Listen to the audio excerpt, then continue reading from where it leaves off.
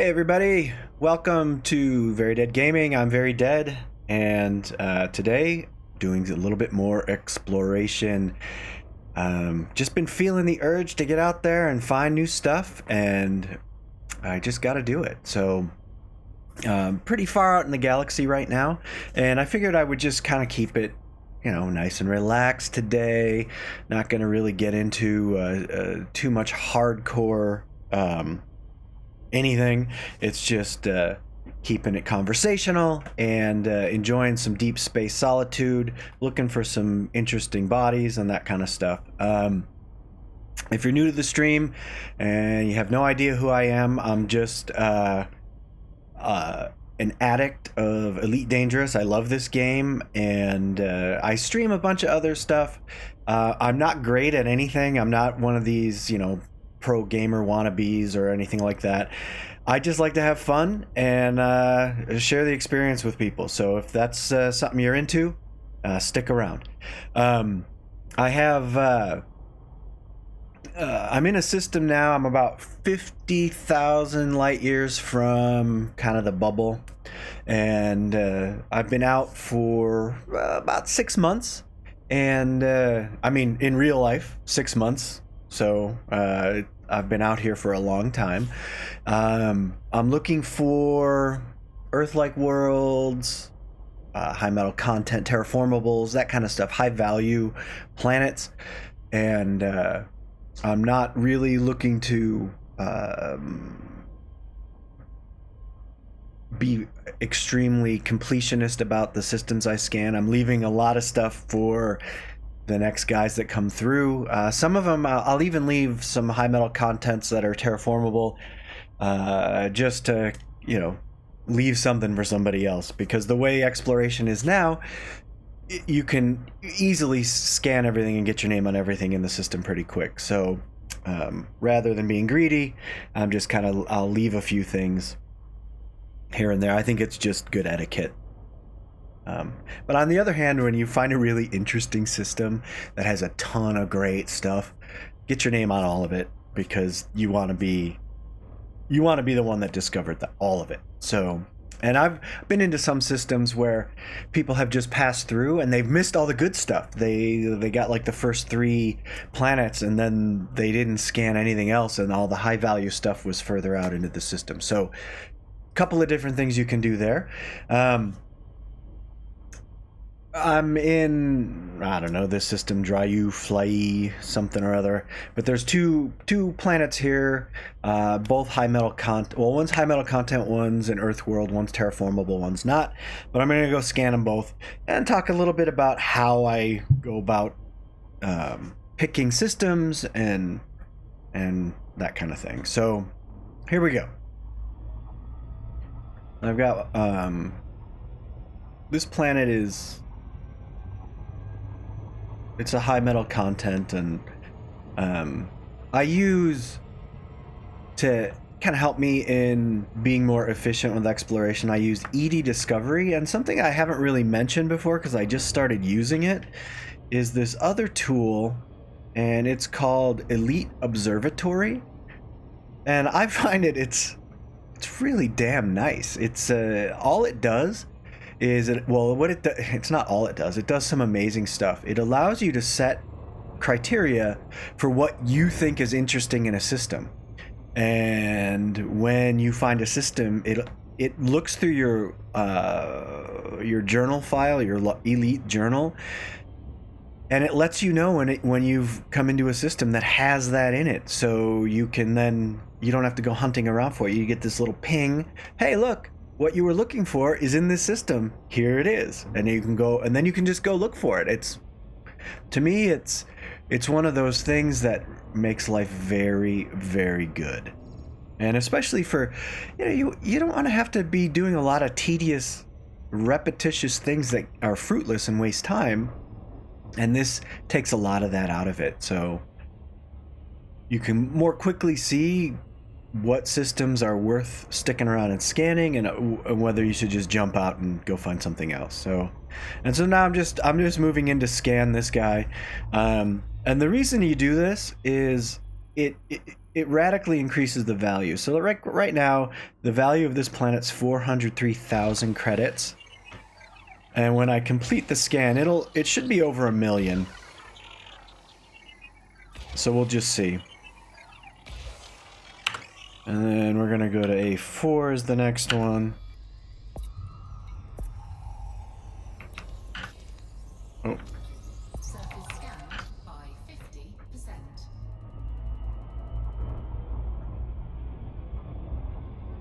Yeah, and so the scan completes and it went from 400,000 to 1.86 million credits. And that's why you always want to scan the planets. I mean, I guess you don't have to. If you're really about kind of speed and getting the most discoveries, you don't have to stop and scan anything. And I think the trade-off is fairly close. Like, you can scan a ton more systems, but you have to equal the credit payout. So, and I'm happier just being a little slower with how many systems I cover to get I get the first discovered and first mapped bonus, and the bonus is really big for mapping, because that was more than triple the value just for first mapping it, and I'll take it.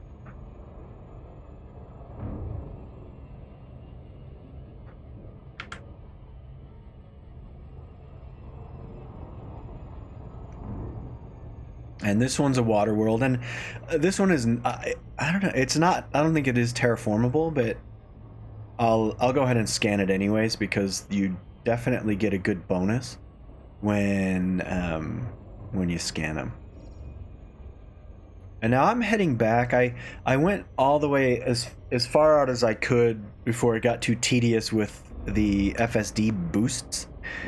Always having to do that with every jump, just to get to the next system. After a while I got sick of doing it and then headed back. I headed back to where we have just a little bit more star density, so that I can plot longer jump courses.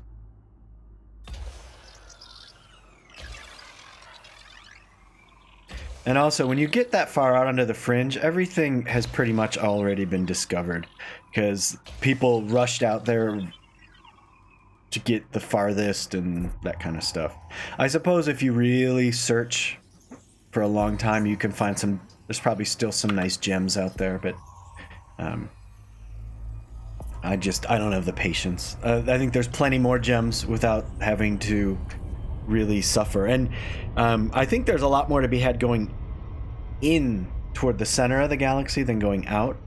So just a couple of things to consider there, because there's just a lot more stars, exponentially more, when you head toward the center of the galaxy. All right, let me see. So I need to plot a course. So I am here, let me just kind of zoom out a bit. I need to just kind of get my bearings. Okay, so I want to head back this way, a couple hundred more light years, I think, because what I'm gonna do is I'm gonna jump from this arm to this arm, and you can see the star density is a lot higher, and I don't know if I can make this across here. I think it'll peter out on me, so we're just gonna head back this way. Now let me zoom in a little bit till I start seeing a lot of stars. There we go. Okay. And now I'm just gonna see how far I can get.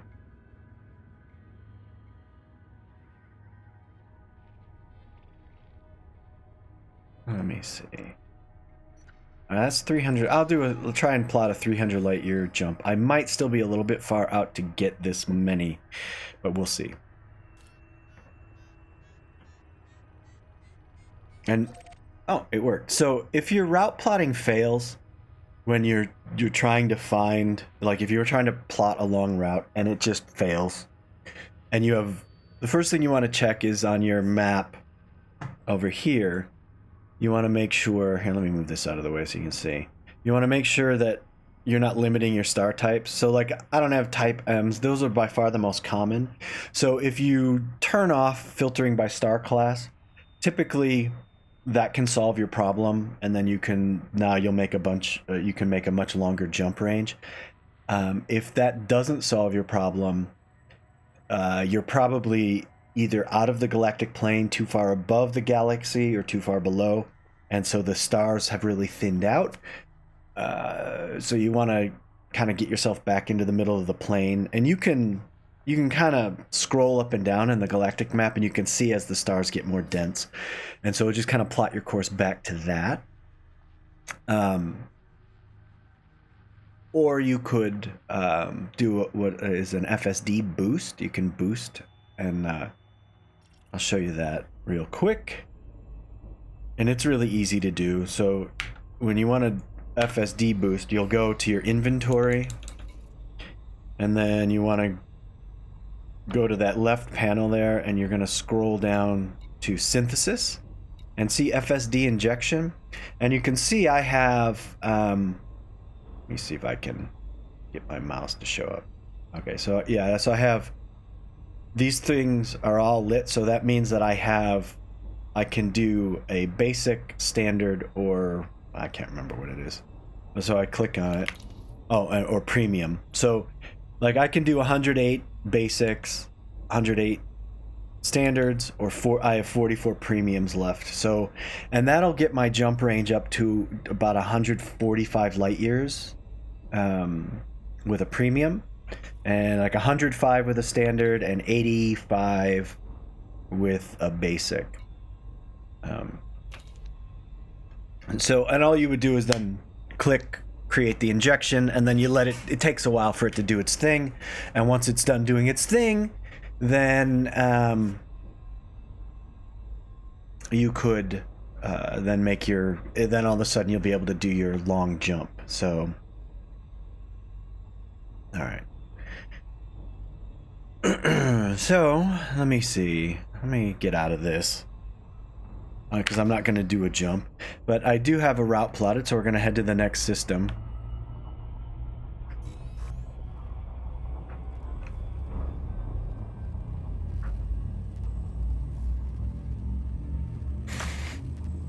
A couple of another time-saving thing is when you're exploring like this, you want to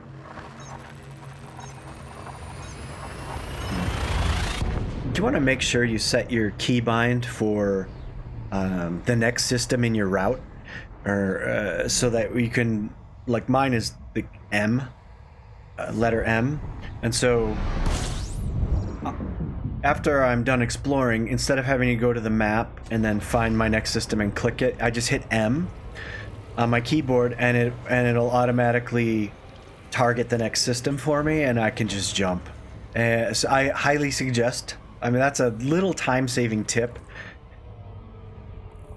It took me a long time to figure that one out, but it just saves you the annoyance of having to go to your, system map and then scrolling down, find the system, blah, blah, blah. It's all a bunch of...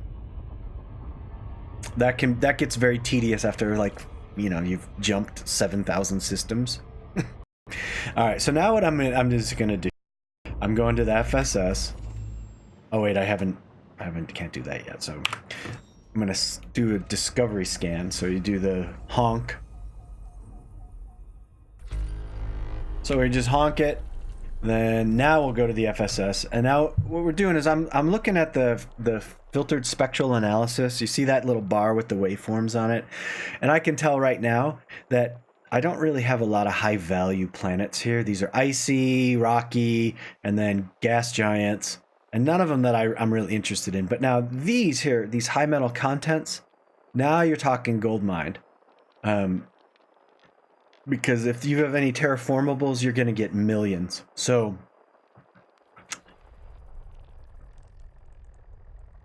I'll just find...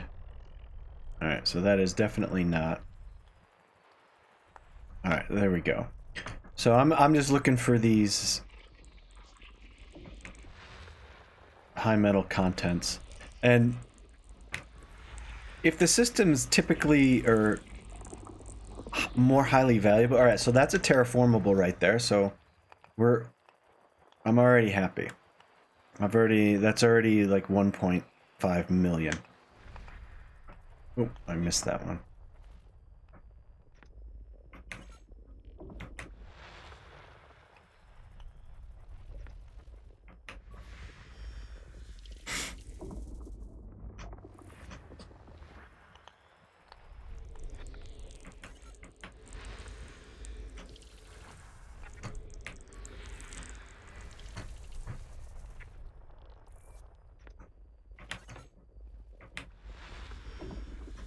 All right, so we got a couple. That's nice. Pretty close to 3 million, I think. And we're just gonna skip over that.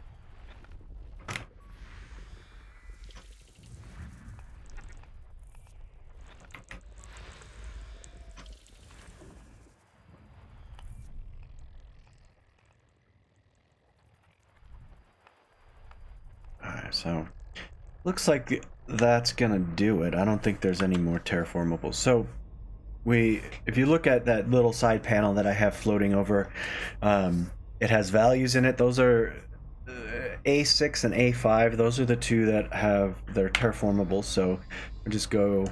There's A5. We'll go there first, and it looks like hopefully they're close. They're right next to each other.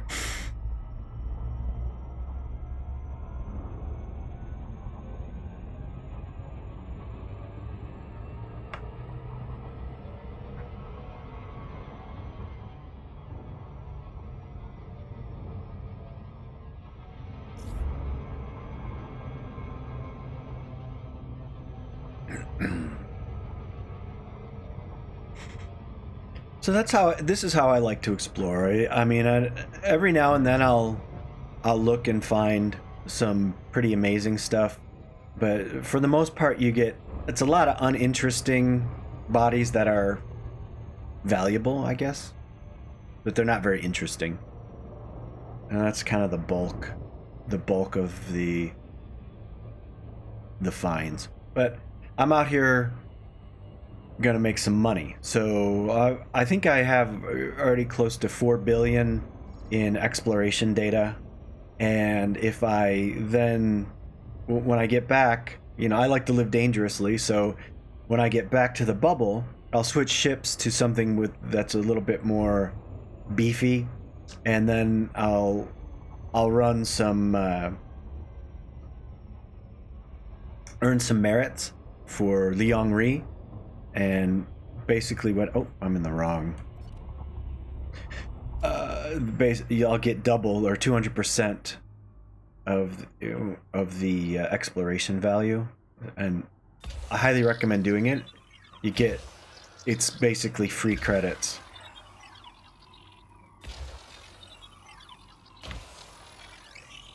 So I'll go from 8 million to 16 million, or whatever, or 8 billion to 16 billion. Surface scanned by 50%. Of course, 6 was nowhere near. It was exactly opposite of 5. So, whatever.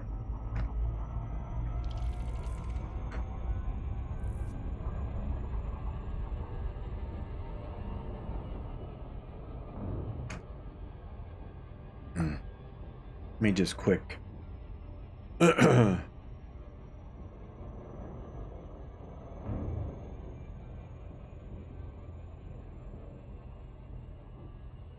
My sound.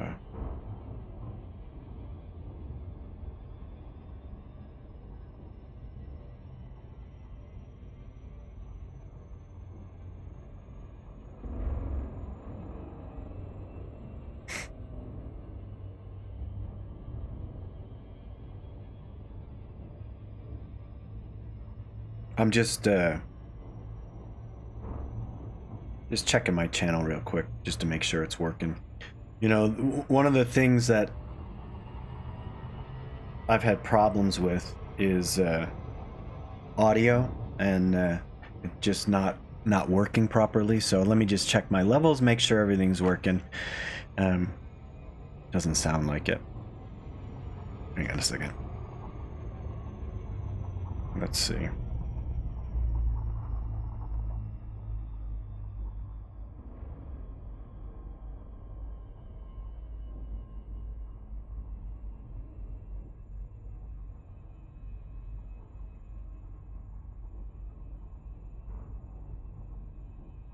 No. Oh, there, it's muted. All right, so let me just listen for a second, then I'll get back to exploration. I just want to make sure my voice is coming through. No. All right, there it is. All right, good. Oh, there, it's muted. All right, so let me just listen for a second, then I'll get back to exploration. I just want to make sure my voice is coming through. And let me just, I'm just going to adjust my audio levels just a bit. All right, there it is. All right, good.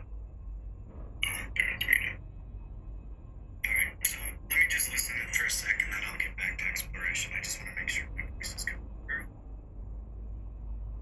And let me just, I'm just going to adjust.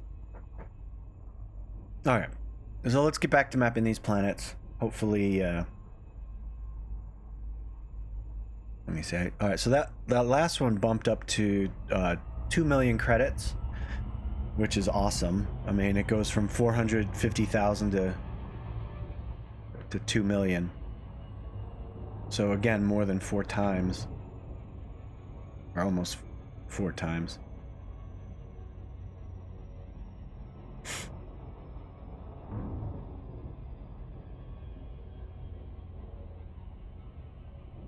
But I'm never really in a hurry out here. You just you see, if you come across a system that has terraformables, just map them, because you will amass so many thousands of high metal content terraformables that you'll make billions of credits.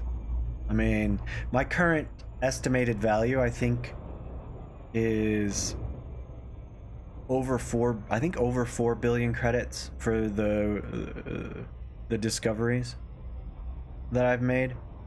And I mean, you can't go wrong with that. And then when you head back to the bubble, like, what I'm gonna do is then earn my merits with Li Yongri faction, and when I think you have to earn like 50,000 or something. I can't remember. But once you do, then you get 200% for exploration data. So, I mean, it's basically free money. All right, so that one is done. So that's A6. All right, and then again, since I've mapped my next route or next system en route. There it is. You just hit the M, like I have it mapped to the key binding for M.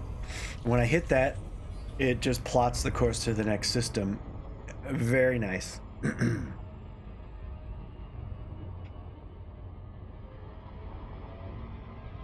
Anyways, so that's partially.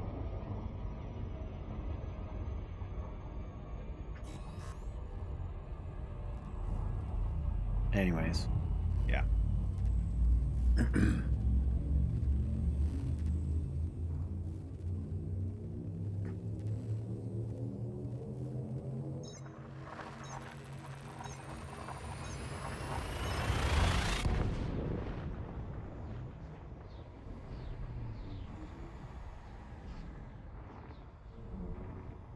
So I haven't really been playing a lot of Elite Dangerous. I haven't really had much time to play anything for quite a while. And then, of course, right now, my gaming time is torn because I also love shooters, and I never used to play Call of Duty.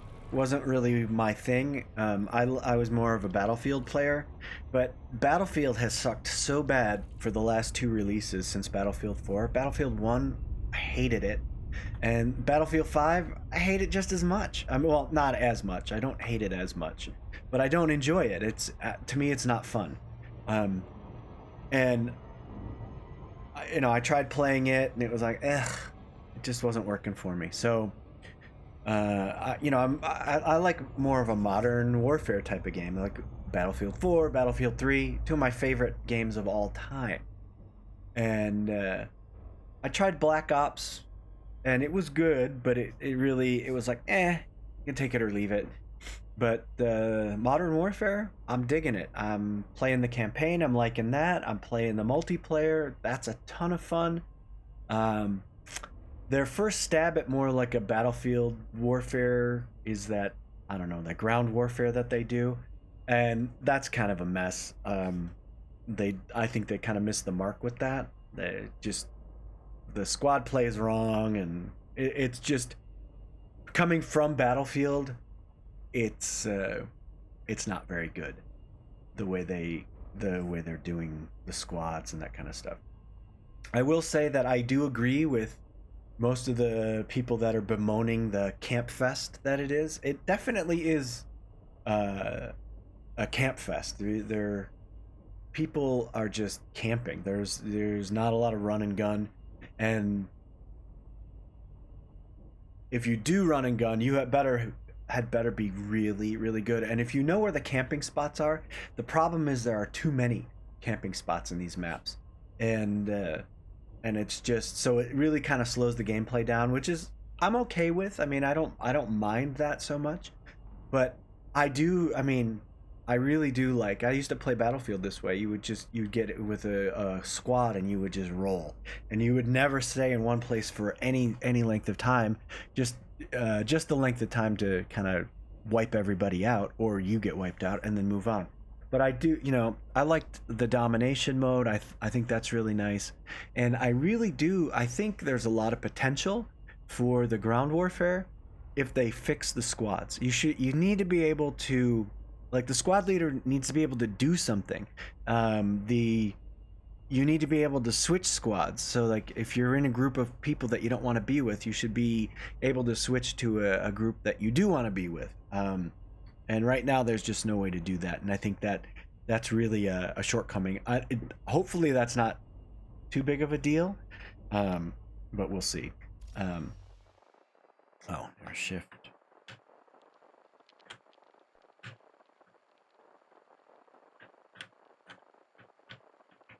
I can't remember what the key. I bound a key, and I can't remember what it is. All right, so I'll just let's scan the system and we'll see. Anyway, so I've been playing Call of Duty Modern Warfare. I know. What am I? 15?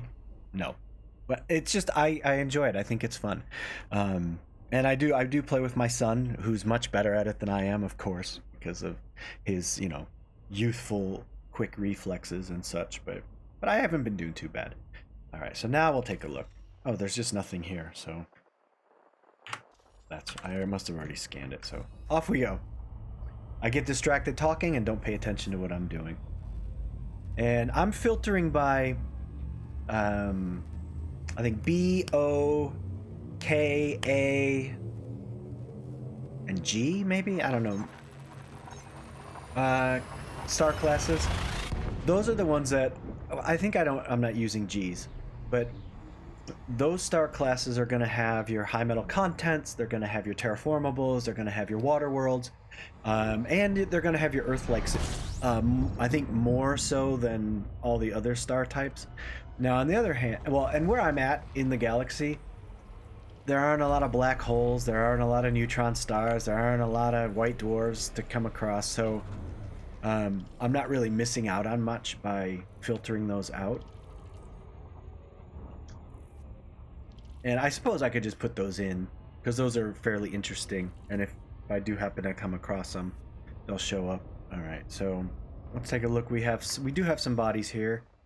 Rocky ice, and no high metal contents, but we have asteroid clusters, and well, these gas giants might be big enough to where I'll go ahead and scan them.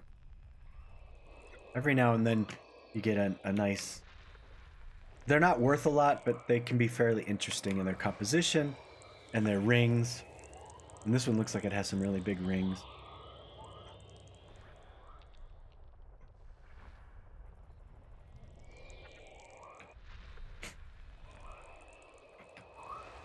Oh, that's kind of cool.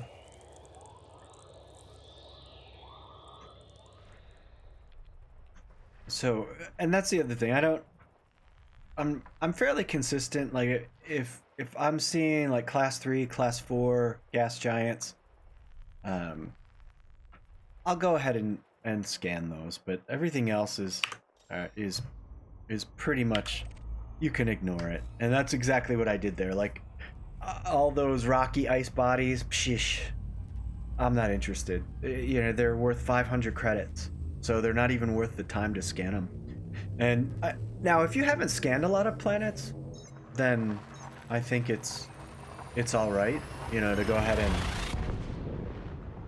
and just kind of get your name tag on a bunch of them. But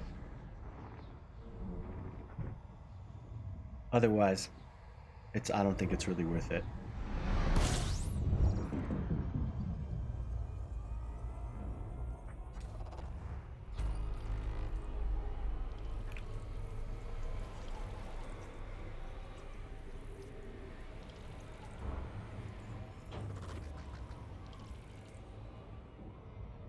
Alright. And what I usually do is, like, I fly away from the star until I get up to about 4 times the speed of light, and then and then I'll throttle down, because that gets you, that gets you far enough away from the star that if some of the orbiting bodies are behind the main star. Alright, so nothing really. There's a high metal content. We'll take a look. There's nothing really worth looking, or they can be obscured by the star. So, like, see, if I hadn't flown out, that one would have been probably behind the star, and I wouldn't have been able to scan it at all. So, but I'm not seeing any interesting. Yeah, so there's really nothing here. So, well, there's some metal rich ones, but I'm just gonna leave them. We're just gonna go to the next system.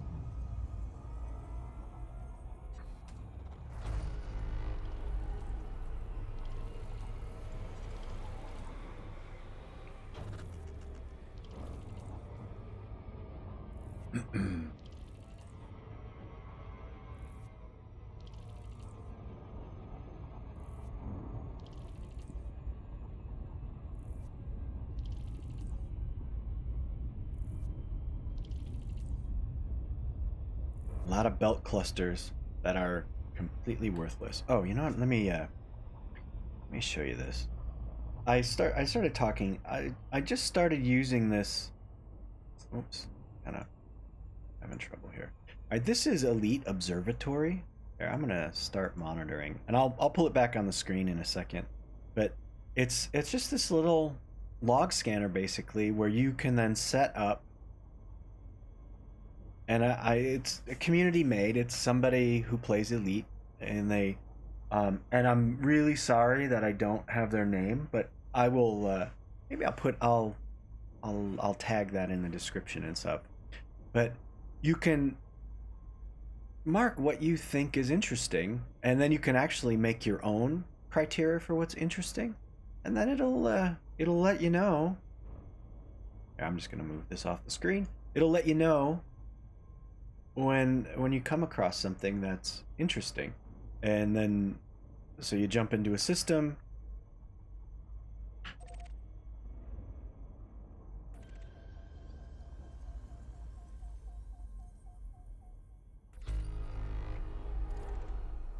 All right, so rocky ice and a couple of high metal content. So we'll go ahead and scan these, because you never know, they can always be, you can find a terraformable.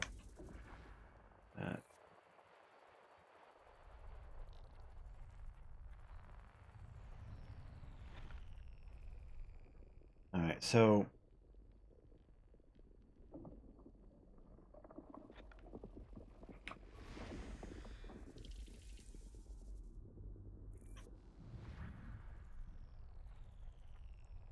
So already, my PCV. So nothing here, but all right. So it scanned my logs, and you can see, like in that last system where I scanned the some of the planets. Here's a non-locked body with fast rotation. So it wasn't tidally locked, so this planet was spinning very quickly. And then some with some really wide rings. So 1.45 light seconds wide. I mean, those are interesting finds, and so then you know if that's something that you really are interested in, you can go check them out. They make for really great photographs sometimes. All right, so now we'll go to the next system, and then like when I'm not streaming, I can get into more of a rhythm because I can focus more on it. But it's hard for me to talk and get into a rhythm. I just I get too distracted. My hands stop doing what they're supposed to be doing.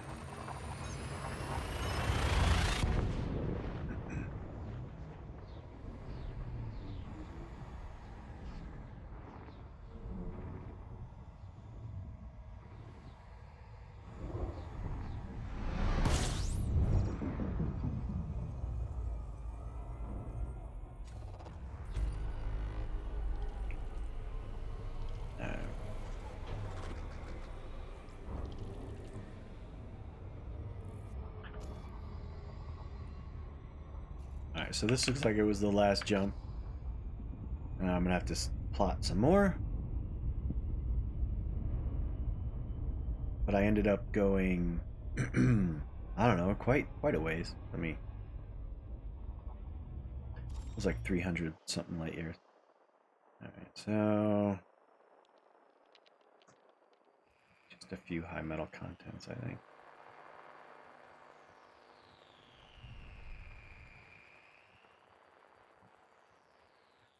Go. Well, let me see what this is. Maybe this will give me the orbital plane. No, these guys are all around this.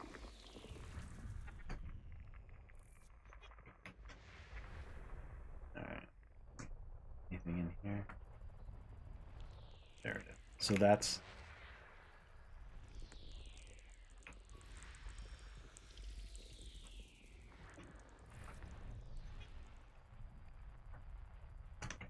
my metal there.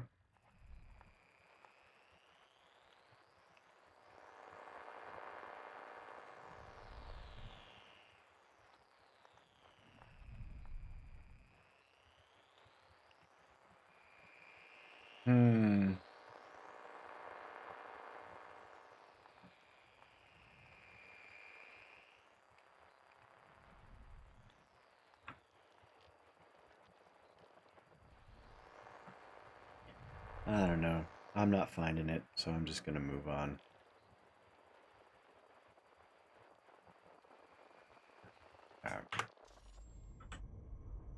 And sometimes I just get impatient. It's like, ugh, it's that hard to find. Forget about it.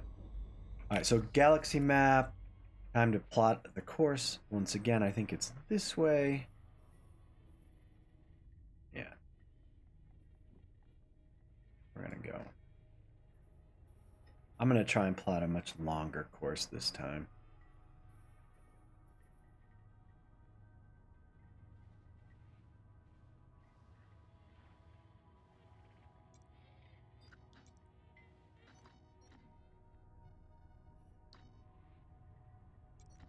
Oh, hang on a second. I zoomed out too far. Let's see, does it get a little bit more density down here? I think it does. So if I come down a ways, and then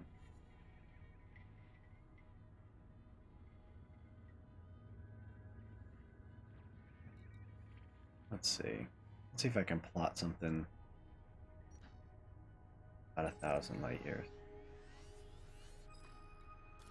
Let's see if that works. All right. Yeah. Okay. So now we're back into the galactic plane, and its plotting course is much easier. And I'm just here. Let me actually switch to economical route. Okay. There we go. Now we're gonna have a ton.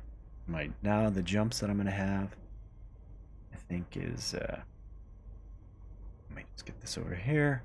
We'll take a look. Yeah, 32 jumps. Nice. So, and that's really how I like to do it. Go the economical route. You'll hit a lot more systems, and you just get a more of a chance of hitting those high value planets.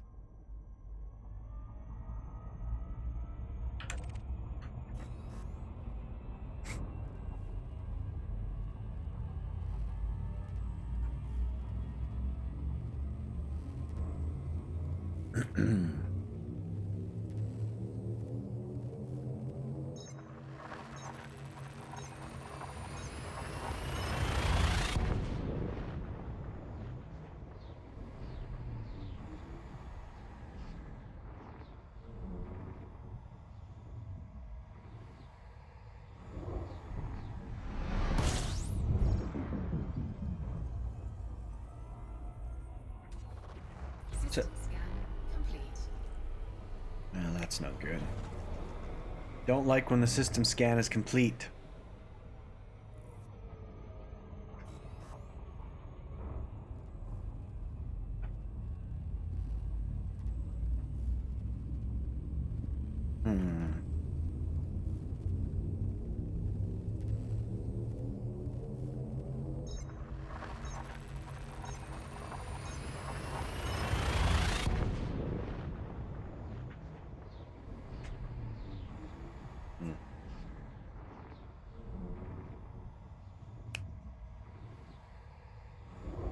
All right, here we go.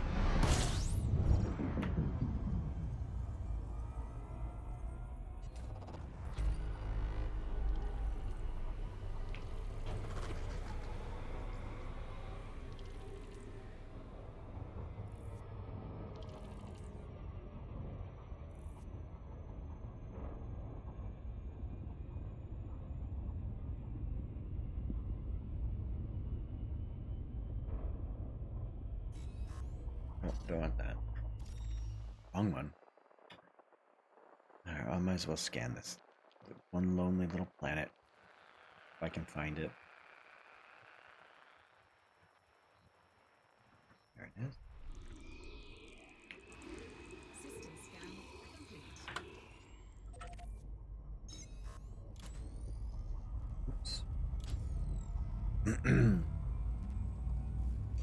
So I'm thinking of replacing my throttle and stick with. I was looking at the. It's the Verpal. I can't remember what the actual name is, but I mean they're a little expensive, but they seem to be very high quality. Right now I have an old Cytec X55 from before Logitech bought them, System scan complete. and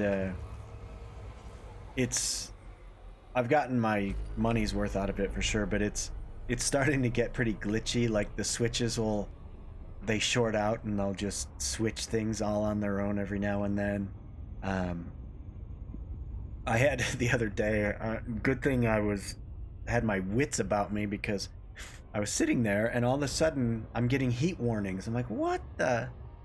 And the silent running switch had, in fact, I think I'm gonna unbind that because I never use silent running, and all it does is cause me problems. So, but it flipped on and my heat got up to about 100% before I figured out what was going on, and I just clicked it back off.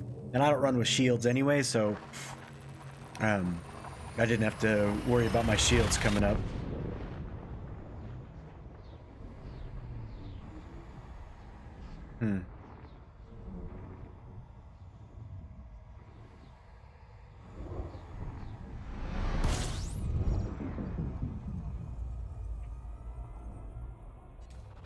System scan complete. So clearly I've hit a lot of bodies that have nothing.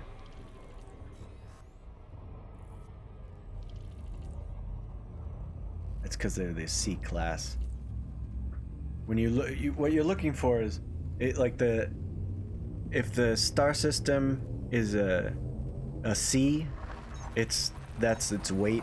I guess or it's not the weight, the mass of the system.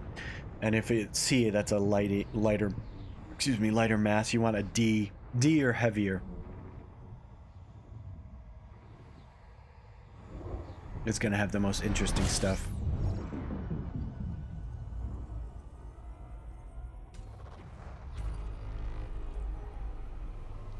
But again, you know, there's always exceptions to the rule.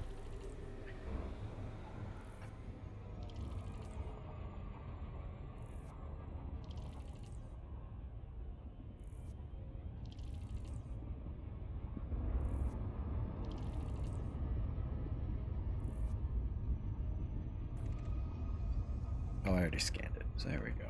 Just take a look. Nothing too thrilling. Got some high metals. I'm just kind of getting the center of that.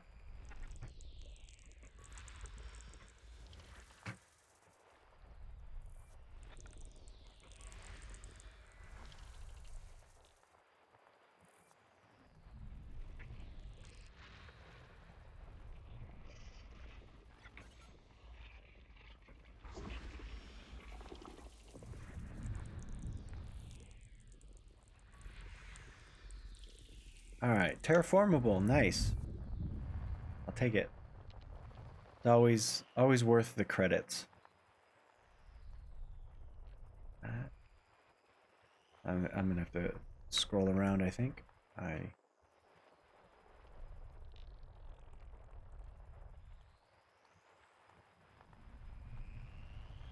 Alright, so it must be off the plane.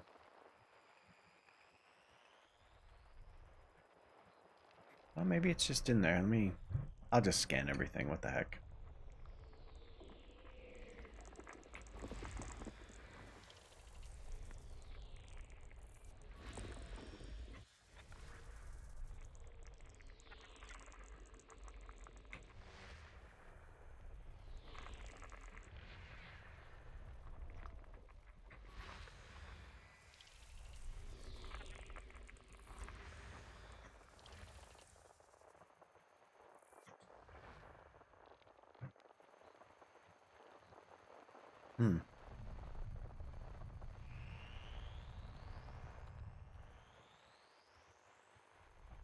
Look at that. There we go. That's a high metal content. Who would have thought? Way off the plane like that. And of course it's big. 2.7 G. Alright. So we're just gonna go to A1. Which is it's a terraformable high metal content. So that'll get me close to at least 1 million credits. And that's the thing, you're slowly building up a mass amount of credits.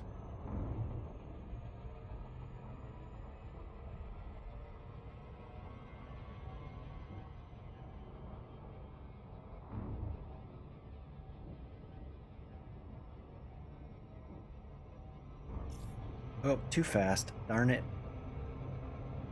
Wasn't paying attention.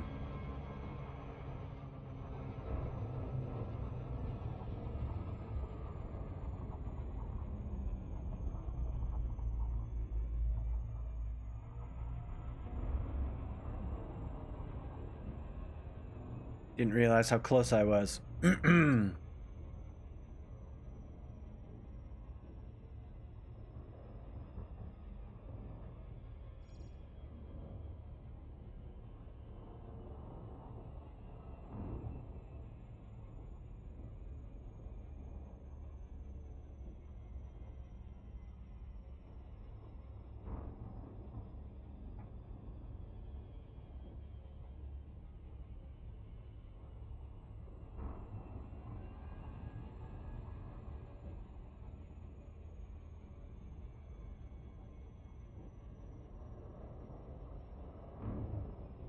Alright.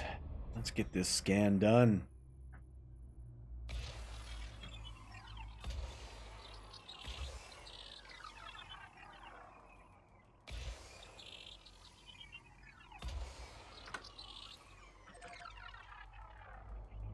And you don't need to wait for the scan to complete.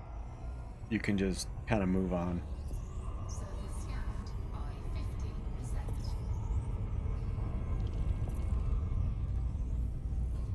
Yeah, so that was 300,000 to 1.76 million. That's a nice improvement, and that's why you always want to scan those. And they're super common. Terraformable high metal content worlds, super common. You can find them. I think they're A class stars, K class stars, G. I think those are the prime candidates. And you'll find them by the thousands, and it really is. I mean, I have billions of credits just from terraformable high metal contents.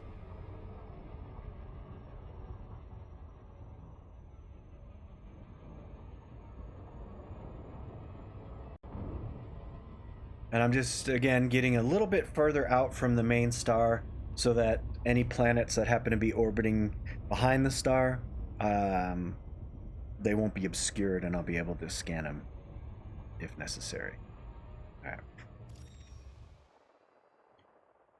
And looking through the spectral analysis, see, it's so close to Earth-like that it's like, but nope, no such luck. So here we have one high metal content that'll be worth scanning, even if it's not terraformable.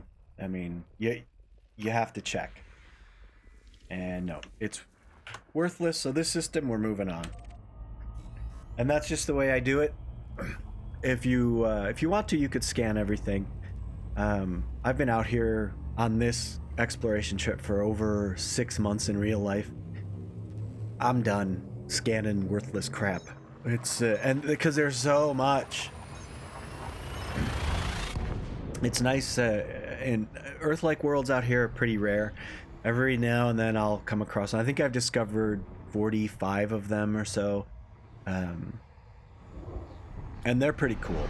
I mean, it's always nice to find a terraformable, or they're not terraformable. I guess they're already terraformed because they're Earth-like. So, but they're worth a ton of money, and they're like these little diamonds out in the middle of nowhere.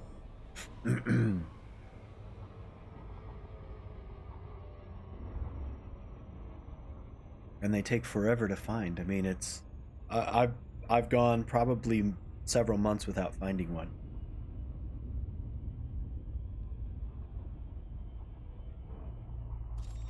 All right, so here we have a system with a little bit more action here, things going on. Lots of high metal content worlds, asteroid belts. Here, let me just get those off. They're completely worthless, and they just clutter up the screen. All right, so there's another high metal content. It's probably orbiting one of the gas giants, and I'll. Oh no, there it is. And nothing. All right, just take a real quick. Okay, rocky ice, gas giant, gas giant. All right.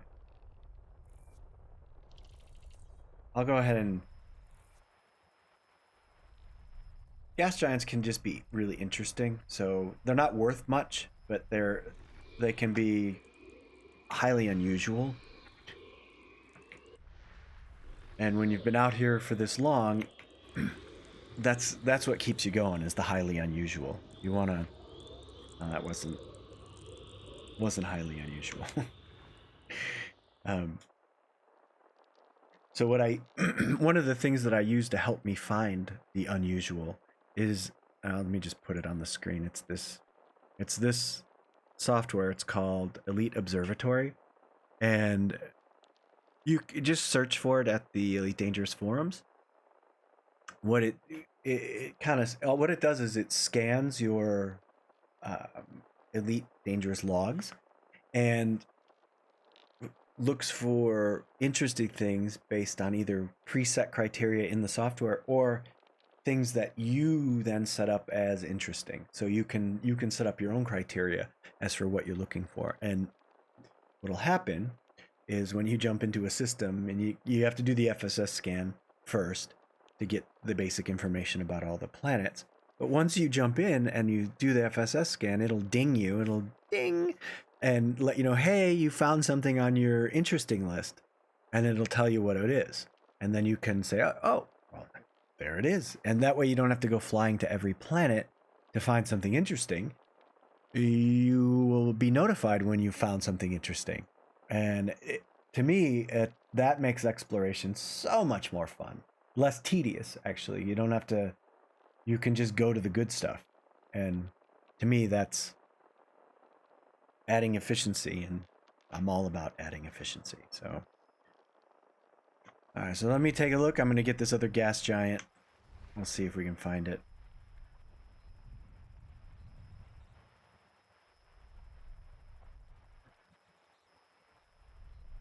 There we go.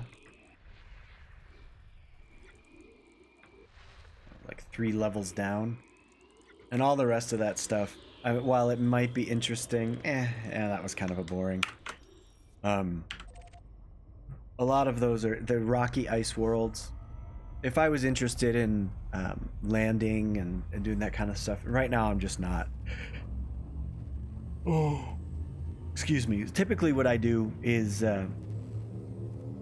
when I first start exploring, I'll make sure that I go out and I'll prospect and get a bunch of materials for FSD boosts, so that when I get further out to kind of the edges of the galaxy where the stars are spread out, that I'll have 100 premium boosts that I can use.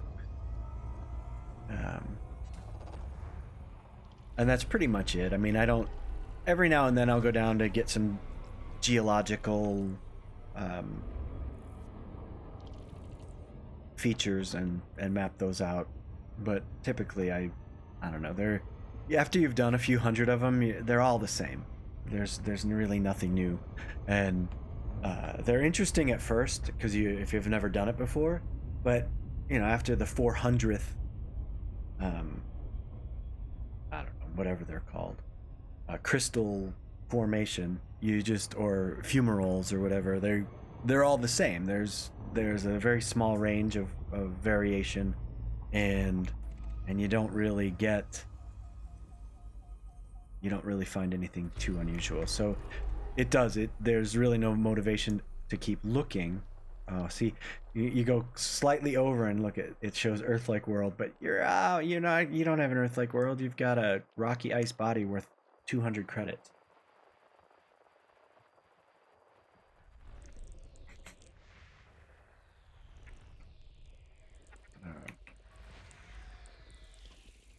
And whenever I see high metal contents, I'm always gonna scan them.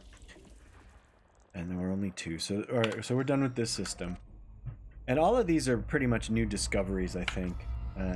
Undiscovered systems, nobody's ever been to them before.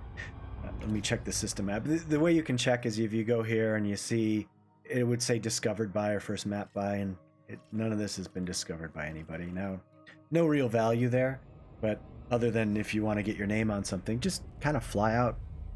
I would say all you have to do is fly out about 2,000 light years from the bubble in any direction, and you'll start finding undiscovered and systems that nobody's ever been to since the game was released. There's just so much out there, so it's not hard to find new stuff. It is hard to find Earth-like worlds. They're just very rare. But not hard to find water worlds, not hard to find terraformable high metal contents, not hard to find black holes or neutron stars. You just have to be looking in the right place. Neutron stars head toward the center of the galaxy. Same thing with black holes. They're just everywhere. If you head further out, like finding a neutron star way out here, now that would be a find because they're very rare out here. I'm way out in one of the far arms, Perseus arm, way out there. Same thing with white dwarves, are pretty rare out here. Much easier to find toward the center of the galaxy. So if you really want to find that kind of stuff, head toward the. If you want to try neutron star jumping, you know, boosting and getting 300 light years per jump, that's where you want to head. I would say be careful, because you can get sucked into the exclusion zone and then you're just toast.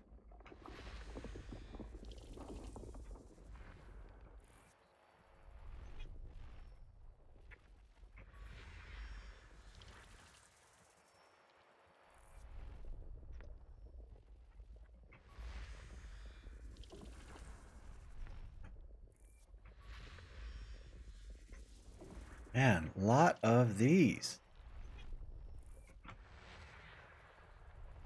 And none of them worth anything. They're all, well, these are what, yeah, high metal contents, but they're worthless. Maybe this one's got some. System scan complete. Nope. And then, again, if I take a look at the system map, you can see undiscovered. Oh, now see, this is interesting, because you can land on all of these. And, yeah, so, and looking at Elite Observatory, I'm going to take a look real quick. I'll just pull it back onto the main screen. You can see I'm in ZKPE 5-0. All Jumponium materials are in the system. So you can mine everything you need for FSD boosting in this system. So this would be a good one to stop especially if you were running low on Jumponium, which is that's what we call FSD boosting. But this would be a great system to stop and stock up, because it's got everything. You just have to hit all these different planets, land on each of them, and I think if we go here, oh, actually, you know what I'll do? I'll show you the other thing that I have running. Oh, wrong. Let me find it. There it is. No, that's it. Where are you? Oh, there you are. Okay, so here, Elite Dangerous Discovery. So this tells me what's on every planet. So let's say I only need polonium. So I look for the one, let me see. Show rare materials only. Yeah, so this one has polonium, this one has polonium. So I could go to number 2 or number 3. Just from quickly glancing here, I don't have to go to each planet or then go through the system map and look through a long list of what they have. So again, that's the way I like to explore. So it's ED Discovery is a great third-party software, and this Elite Observatory, great third-party software. That both of them, all they do is really data mine your elite logs, and Elite ED Discovery does a little bit more than that, but this one allows you to set criteria of what you think is interesting, what you're interested in finding, and then it lets you know in real time what's happening. So all right, so we're gonna. Since I'm not in the market for Jumponium at the moment, I'm fully stocked. We're just gonna jump to the next system. And what I'm doing is I'm just traveling back toward the center of the galaxy, or more toward the bubble. I just want to get a little bit more star density, because I'm going to try and jump arms to the next arm, and then I'm going to head further back out. So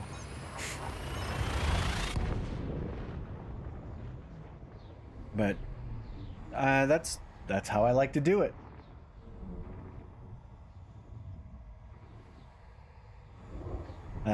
I'd be interested to know, what other software you guys like to use. And helping with exploration, because by no means do I know all of the software out there, and I'm probably not using half of it to its potential. So I'd like to hear what you guys use. So just let me know, or fire it up the chat and let me know. Let me just quick scan, and then we'll take a look. Rocky ice. We got more high metal content. So the star classes are that are gonna. Hey, Weasel Zombie, thank you for the follow.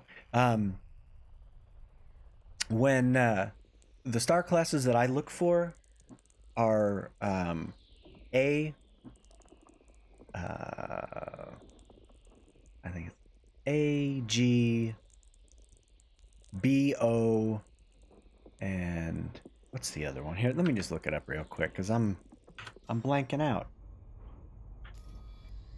We'll go to the galaxy map, and I just filter out. Okay, so it's O, B, A, F. That's it. Type Fs, G, and K, and K stars and F stars. They are usually loaded with high metal content and terraformables. And so if you want to make a bunch of money, how you doing, Weasel? Weasel Zombie. What? I want to know what inspired that name. There's got to be a story by that one. Excuse me. All right, so let's get back to the FSS. I'm gonna go look.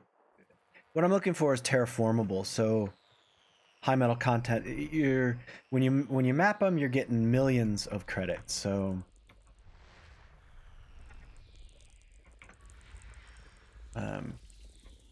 but they have to be terraformable or they're pretty much worthless.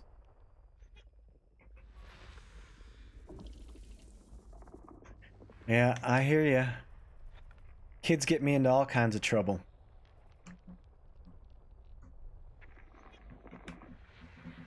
I I like gaming with my kids less because they than I used to, because they are so much better than me at everything now. It's they've really surpassed my skill levels, and they like to mock me. I mean, I'm not gonna mince words. Well, I like it. I like Weasel Zombie, anyways. All right. Find these other high metal content ones. And you know, one of the reasons I don't know, I really enjoy exploration, especially like when I'm just doing it, like after a long day of work. Sometimes it's just nice because there's really nothing going on out here. There's no threats. There's no stress. You're just doing your thing, you know. And to me, it's very methodical, and I like that. It has a calming effect on my brain. The other thing is like if I'm stressed out, I just forget about my stress when I'm playing this game, and so exploration is to me it's kind of like a meditation. You kind of get into this rhythm, and you're doing all these different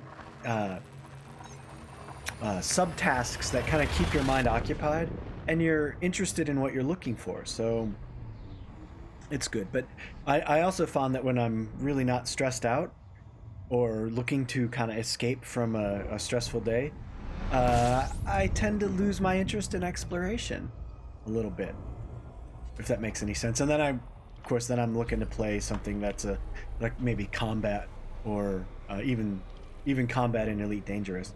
And other times I do like the more social aspect of Elite Dangerous, where you can just kind of squad up with people or wing up, and you can kind of do things together. That's an interesting part of the game that I don't explore nearly enough, but it's always fun. And you know, I don't mind getting into it with people trying to kill me every now and then and see how long I can survive. I'm a terrible combat pilot, so if I can last a few minutes, it's like, hey, all right, I didn't do so bad. You know, I guess I don't get angry or upset because my expectations for survival are pretty low. Yeah, I agree with you. I just love being able to do whatever I want to do. And all right, so this one, now these gas giants, these are probably class 3s, maybe a class 4, and those can be pretty interesting. So I'm gonna go ahead and they're worthless. They're not worth anything. But they, like that, I don't know, that's got some... What system I am? XM?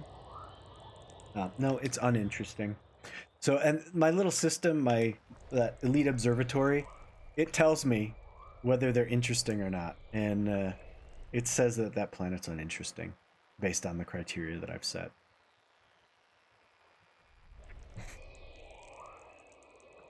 So it, you know, it's not going to set any galactic records. It doesn't have any really wide rings.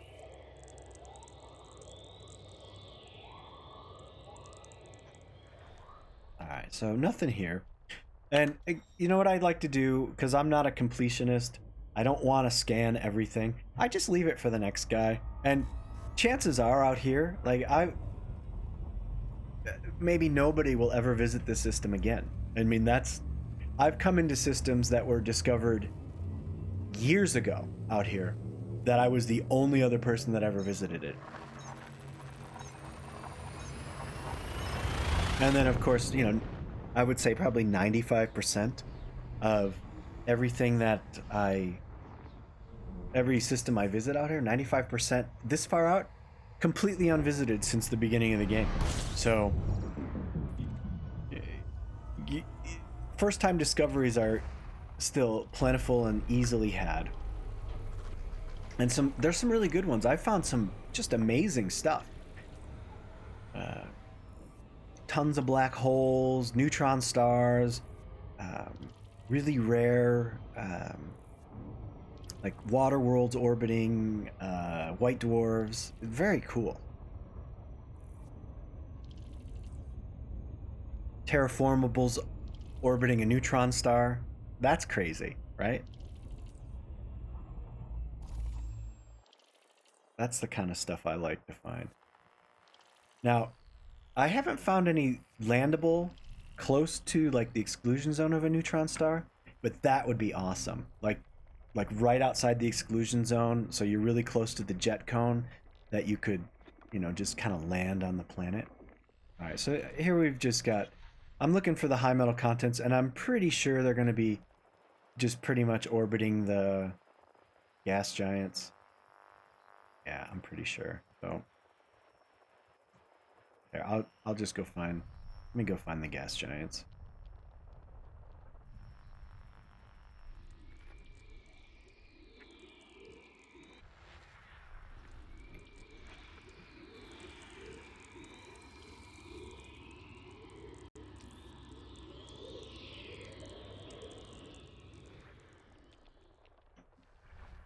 Oh, right there. Yeah, there it is. Well, that's going to be a rocky ice, right? Yeah.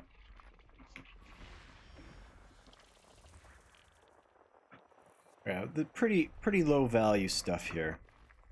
So I think I'm moving. That's interesting. An icy body with rings. All right, so that. Yeah. Oh, and it's landable. So that's cool. I think I'm gonna go check that out. Well, you know what? Let me finish mapping, because now that I found something interesting, I'm gonna map the rest. I think. See if there's anything else interesting. Because what I found is sometimes you get clusters of interesting stuff. So, yeah, like look, there's another ringed body, and that's.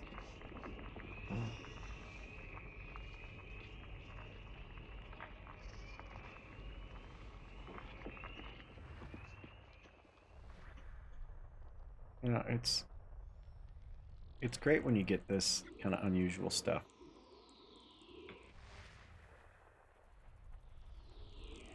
Oh, that's crazy. I mean, again, not a lot of value, but I mean, it might make a great screenshot. Oh, I keep hitting the wrong key. Let me see. All right, so that's all together.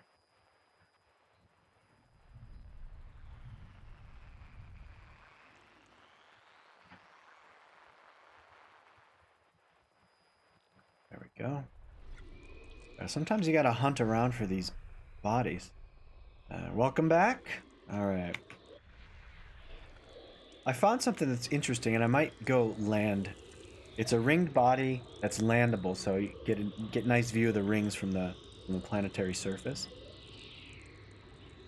All right, so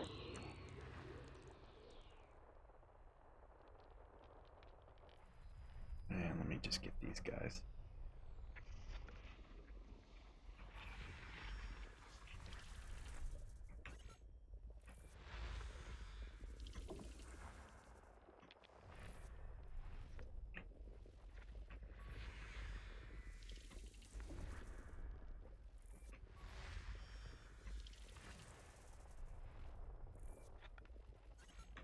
So it doesn't look like my instinct is always to, when I find something interesting, scan the rest of the system, because you might find a few more gems. Because I've been in systems where that happens, and where you get these clusters of really kind of rare, cool stuff. All right, so I'm looking for, it's A3.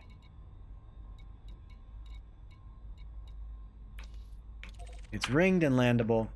We're gonna go check it out. Oh, you know what? Before I get too close to it, let me fire up my shields.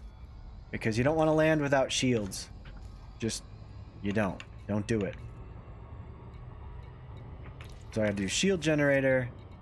I've got to put my vehicle hangar online. And then we have to also do power distributor. Because you need power. You need to put powered engines. And I just keep all that stuff off while I'm exploring because it saves fuel. You just use less fuel.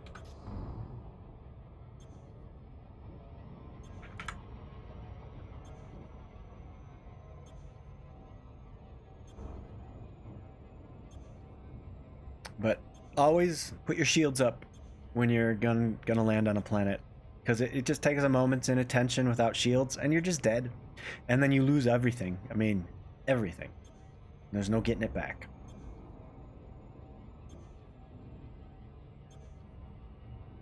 Shields online.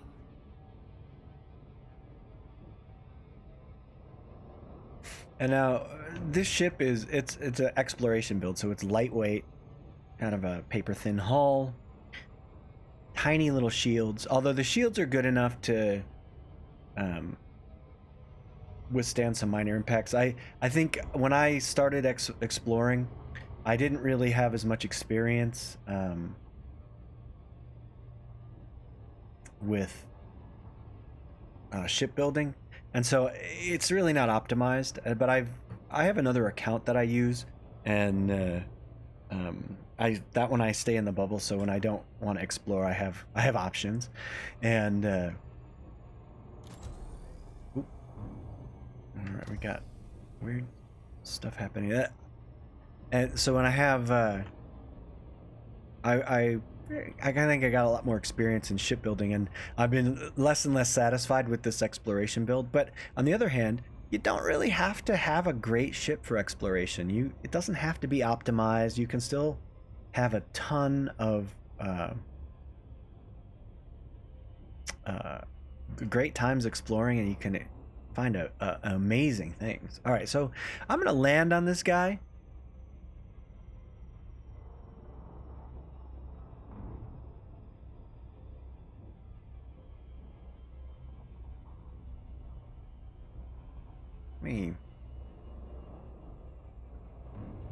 Let me scan it first. I'm gonna scan the rings.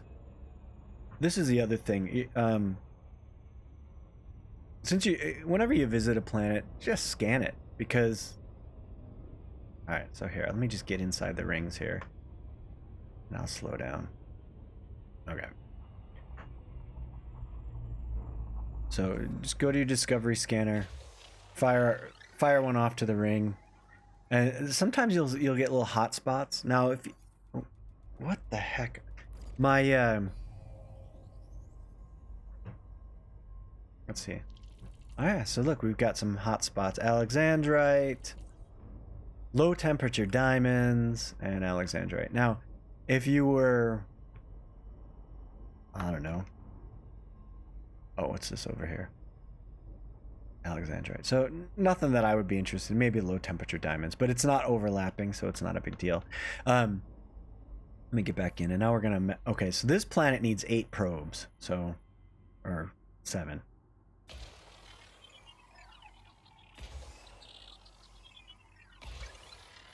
Oh, come on.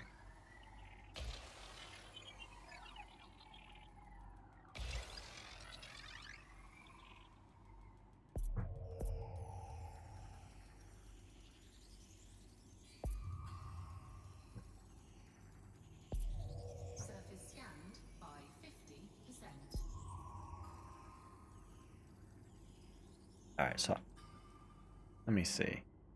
Alright, so I need to, if I look, yeah, I just got to get to the other side, so let me just get out of the DSS, and we're just going to make our way around.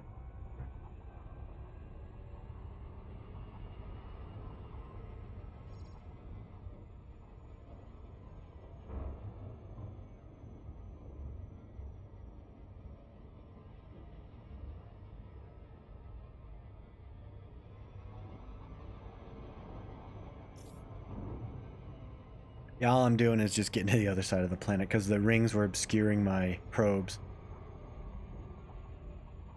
Alright, so I may be far enough out that if I kind of wing around here, I should be able to scan that next part. Yeah, there it is. Well, you can see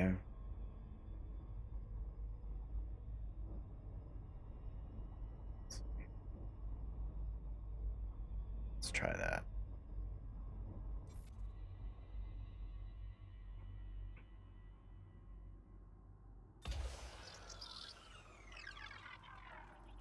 That should be pretty close.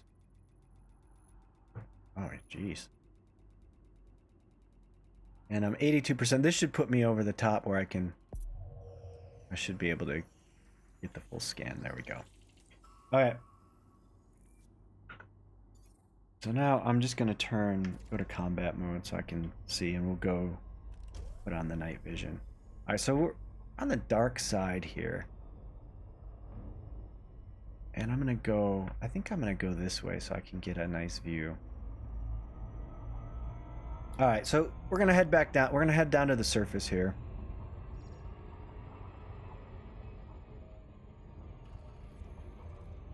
And it's it looks like it's pretty low G planet, so no major concerns there.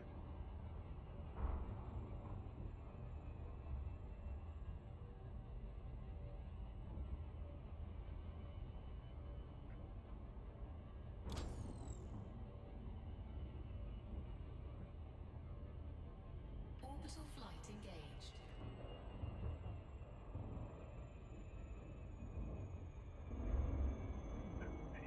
And I have no target. Now, a nice easy descent is going to be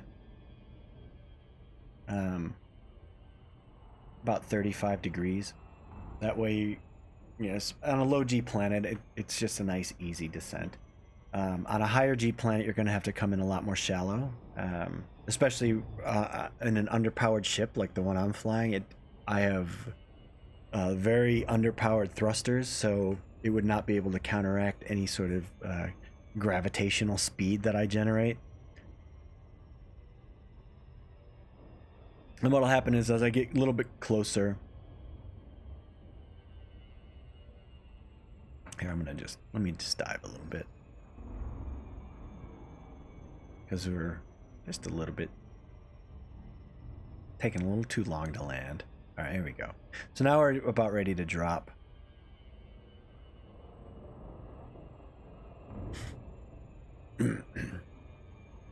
But it's always good to have the option to land on a planet. So if you're exploring, I highly suggest you bring a hangar, a vehicle hangar, and the little rover, because it just gives you so many more options of things to do. And when scanning planets gets old, sometimes it does. You're like, ugh, I just need something else. Then what you want to do is land on a planet, go do some surface prospecting, look for some cool geology, whatever. Look for some nice views, like I'm going down to just get a screenshot of these rings from the planetary surface. Then I might go to the sun side. Okay, so we're about 4K up. All right, so let me just...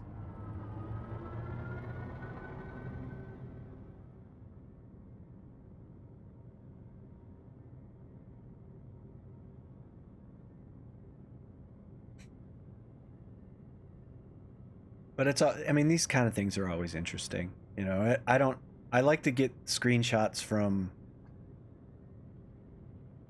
from these planets because they aren't. I mean, I'm sure they are pretty common, but I haven't come across many. So it's always good. They're always interesting to me. Now, what would be really cool is if it was orbiting close to another world, so you could get the rings plus the other planet, and that would be awesome. All right, so here we go. We're gonna just slow it down. Landing gear down.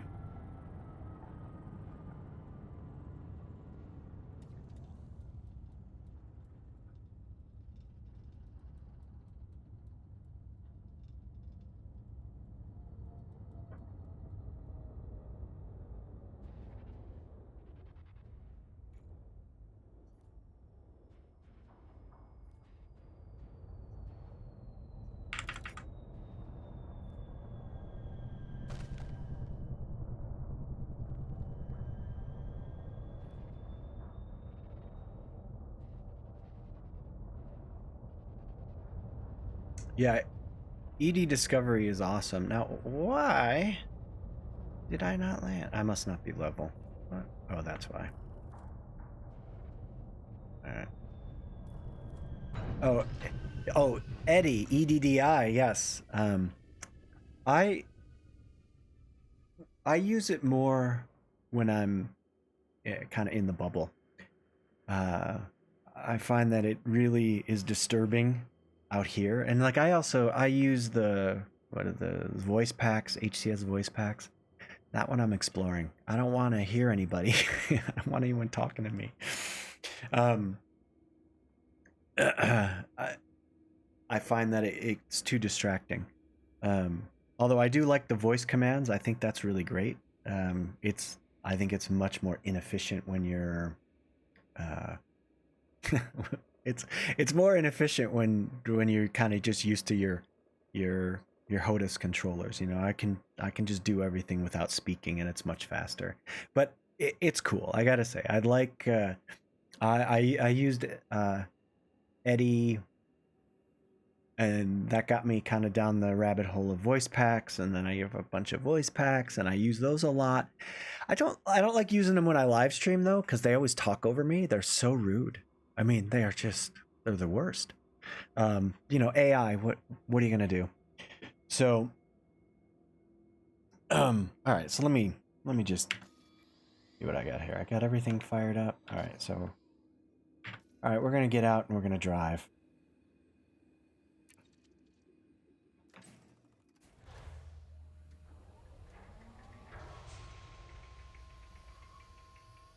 Haven't done this in a long time.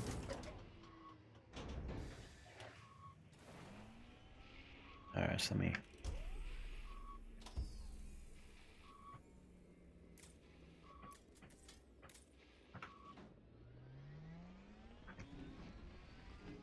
Oh, you know what? That looks better than I thought it was gonna look, because now you've got the Milky Way. That is so nice.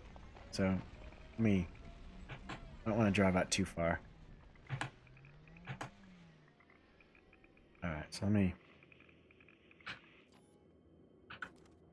go. Bumped into my own ship.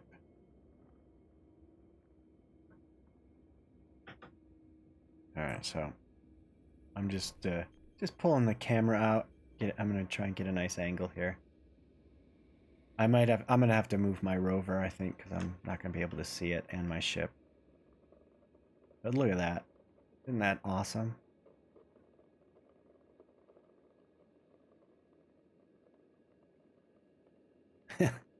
I mean that. Here, I'll just come all the way around.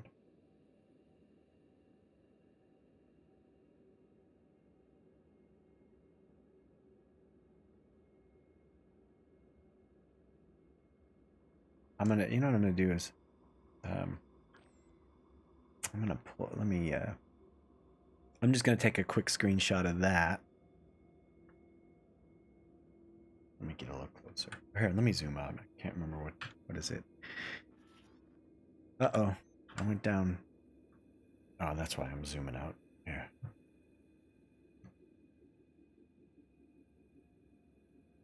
Left control Z. So it's. Why do I keep losing the signal? Oh, because I'm still flying back. All right, so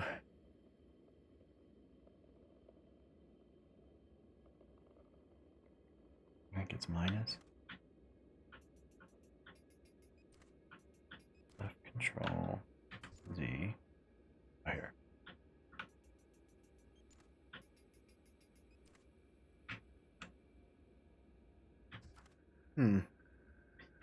I've forgotten what my...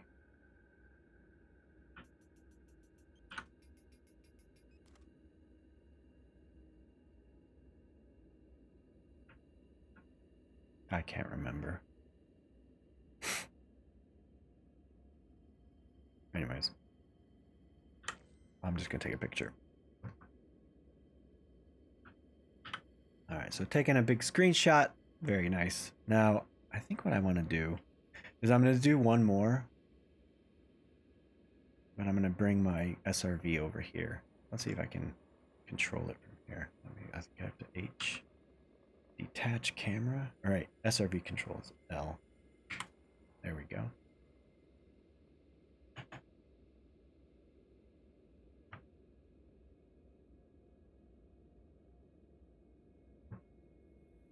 Oh, that's not working. That ain't... I need to detach the camera. That's crazy. Alright, so H, what is it? Left shift D. Left shift D. There we go. Bring it over here.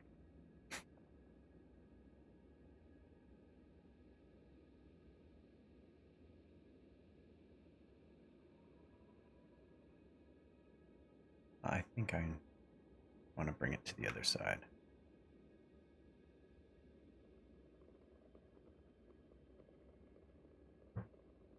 And I'm terrible at driving this thing remotely. He's back off the throttle.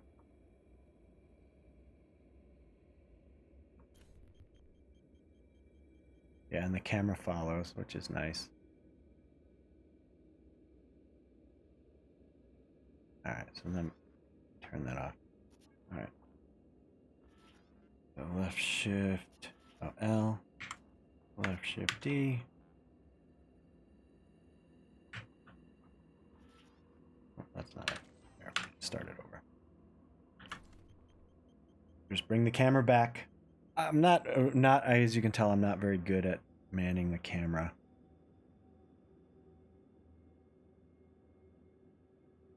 But I want to get a couple of pictures. There we go.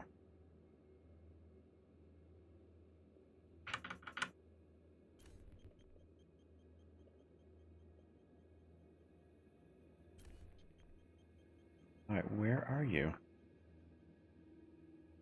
Oh, there you are. I wonder. It's easy to get lost.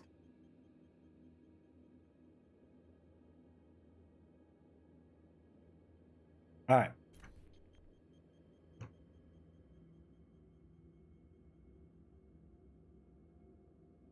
That's kind of cool. All right, let me just get the text off the screen. I'll zoom up a little bit. All right, last one. Oh, let me square up the horizon. That's not cool. That looks good. All right. So, and this, that's what I like to do. Fly around, discover new planets, get some cool pictures, all that good stuff. So, I'm probably going to fly over to the other side of the planet. But that's going to do it for my stream today. I'll be back on Thursday doing, I don't know, probably a little bit more exploration because I just haven't gotten it out of my system yet. And I'll, I don't know, maybe see if I can't get to that other arm of the galaxy and then start heading deeper into deep space. But I'll be back again on Thursday, and I live stream Tuesdays and Thursdays. If you can join me again, I would like to hear from you and see you. So I'll catch you guys later. Have a good one, and thanks for watching.